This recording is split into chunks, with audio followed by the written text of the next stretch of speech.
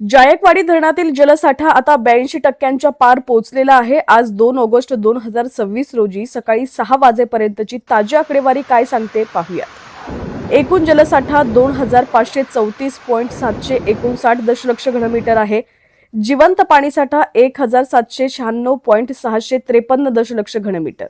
सध्याची टक्केवारी 82.76% आहे। धरणाची पातळी 1518.68 फूट इतकी आहे। जायकवाडी धरणात सध्या पाण्याची मोठी आवक सुरू आहे।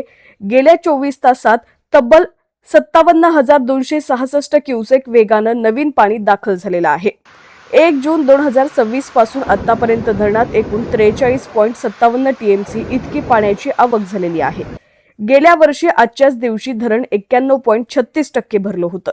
यंदा जरी पावसाचं प्रमाण थोडं कमी म्हणजेच 178 मिलीमीटर असलं तरीही वरच्या धरणांमधून होणाऱ्या विसर्गामुळे जायकवाडी धरणातील पाणी पातळी वेगानं वाढत आहे।